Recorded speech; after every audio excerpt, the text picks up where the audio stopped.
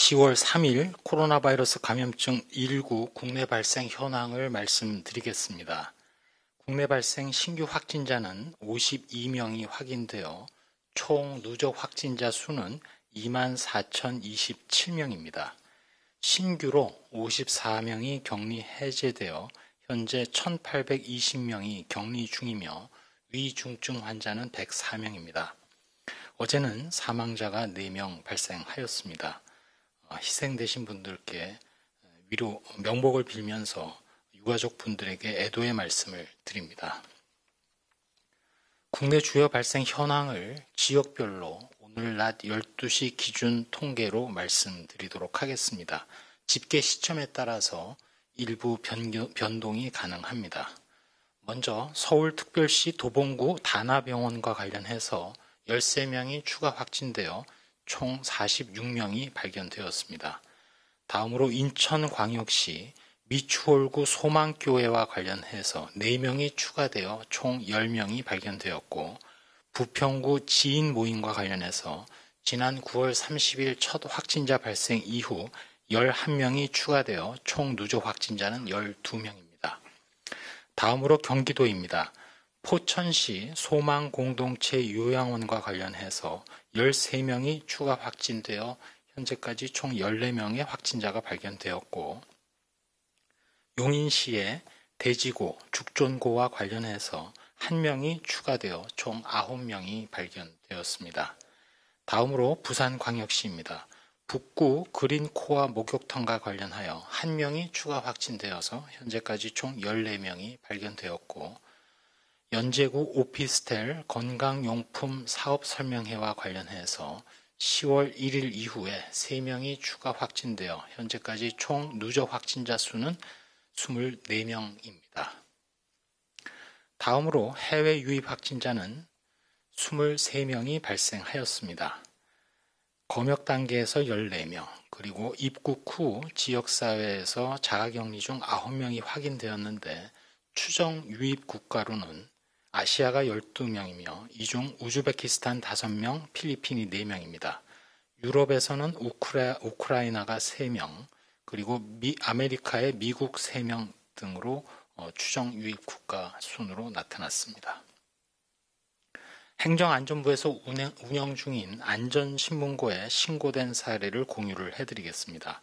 먼저 키즈 카페 내에 환기가 되지 않는 지하 1층에서 부모와 아이들이 일부 마스크를 착용하지 않거나 이를 제재하지 않는다는 신고가 접수된 바 있고, 또한 공중위생시설에서 사업주가 마스크를 착용하지 않고 출입자의 발열 체크나 명부 작성도 하지 않아 이에 대한 점검이 필요하다는 내용 등이 신고된 바 있습니다. 오늘 현재 렘데스비르는 60개 병원에 529명의 환자에게 공급이 된 상황입니다. 마지막으로 생활방역과 관련해서 말씀드리겠습니다. 추석 연휴가 끝날 때까지 긴장을 놓지 말아주시고, 특별히 귀경 등이 시작되는 이때를 맞아서 가급적 개인 차량을 이용해 주시고, 휴게소 등 많은 사람이 모이는 공간에 최소 한도로 머무르는 것이 바람직하기에 필요한 간식 등은 미리 준비해 주시기 바랍니다. 또한 연휴 기간에도 선별진료소가 계속 운영되는 만큼 조금이라도 증상이 나타나거나 의심될 경우에는 코로나19 진단검사를 받아주시기 바랍니다. 운영 상황 등에 대해서 확인이 필요하실 경우 응급의료 포탈이나 보건복지부 지자체 등의 홈페이지 또는 129, 119 등을 통해서 운영 여부를 확인하신 후에 방문하시면 되겠습니다. 또한 연휴 기간이지만 주말을 맞아서 종교시설을 중심으로 예배, 미사, 법회를 포함한 모든 종교 활동은 비대면으로 실시해 주시고, 모든 대면 모임과 행사, 단체 식사 등은 자제해 주실 것을 요청드립니다. 끝으로 한 말씀 드리도록 하겠습니다. 오늘 통계에서 보시는 바와 같이 국내 코로나19 발생은 계속 감소 추세입니다. 그렇지만 조용한 전파가 여전히 지속되는 양상으로 의료기관이나 복지시설 등을 중심으로 폭발적인 집단 발생 가능성은 항상 상존하고 있습니다. 특별히 연령이 많은 고령층을 중심으로 해서 사망률이 지속적으로 증가하고 있는 상황입니다. 추석 전후로 이동과 만남, 그리고 접촉하셨을 때의 거리 두기의 실천 정도가 향후 10월 중순경 국내 코로나19 발생 상황, 그리고 나아가서 거리 두기의 정책 방향을 결정하게 될 것입니다. 그동안 우리 국민 여러분들께서 잘해 오셨고 희생과 고통을 참고 인내해 주셨기에 지금도 발생을 억제하고 있습니다. 앞으로도 잘 해낼 수 있을 것이라고 믿고 있습니다.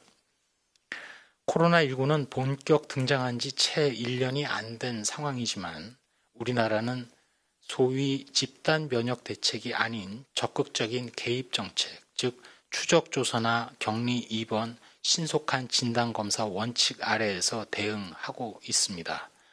현재로서 적극 개입 정책을 고수할 수밖에 없는 상황이기도 합니다. 그러한 근거로는 첫 번째로 아직도 코로나19에 대해서 모르는 게 많은 상황이기 때문입니다. 비록 작은 규모의 해외에서의 연구이긴 하지만 최근 젊은 운동선수, 특히 남성 운동선수를 중심으로 해서 심장의 코로나19 이후 합병증을 확인하는 사례가 보고되고 있습니다. 따라서 이제는 무조건 젊다고 해서 코로나19에 대해서 안전하다고 말할 수 없는 경과들이 확인되고 있기 때문입니다. 두 번째로 고령층에서의 치명률은 다른 연령대와 비교할 수 없을 정도로 높고 기저질환자도 매우 위험합니다. 그런데 이런 분들이 차지하는 비율이 대부분의 국가에서 특히 선진국을 중심으로 전체 인구의 3분의 1 정도가 됩니다. 즉 고위험군의 규모가 너무 큰 상황이기 때문입니다. 세 번째로 코로나19는 상대적으로 대표적인 동절기 호흡기 감염병인 인플루엔자보다 위험도, 감염력, 치명률 등이 높습니다. 이런 근거들 때문에 국내의 감염 규모를 계속 억제하고 고위험군의 인명피해를 막기 위해서는 현재까지 해온 것처럼 적극적인 방역, 또 의료 대응의 강화, 그리고 거리 두기의 단계를 조정하면서 유행에 대응해 나갈 수밖에 없는 상황입니다. 최근 지난 8월에 유럽 어느 선진국을 다녀와서 국내에 14일간 자가격리되었던 지인을 통해서 들은 얘기입니다. 유럽의 그 나라를 입국했을 때에는 단 한 번 여권만 확인했다고 합니다. 우리나라로 돌아올 때에는 공항에서 최소한 9회에 걸쳐서 각 단계별로 다른 관리자를 만나서 입국, 검역, 발열, 앱 설치 등등 철저한 안내와 관리를 받았고 이후 자가격리 중에도 검사를 실시하고 수시로 동선 확인을 받는 이야기를 전하면서 이러한 일들로 인해서 대한민국의 자부심을 가졌다는 이야기를 들었습니다. 국민들께서 인내를 해주시고 또 방역의 주체로 함께 해주셨기 때문에 지금의 유행 억제가 가능합니다. 남은 주말 그리고 휴일의 끝자락에도 거리 두기를 지키면서 안전하고 건강한 하루하루를 보내시기를 바라며 연휴가 끝난 이후라도 의심 증상이 조금이라도 있으면 가까운 선별진료소를 방문해서 적극적으로 검사를 받아주시기 바랍니다.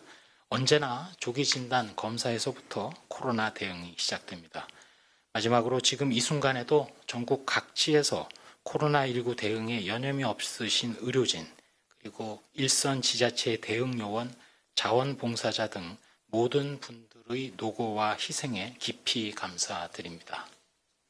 네, 지금부터 기자님.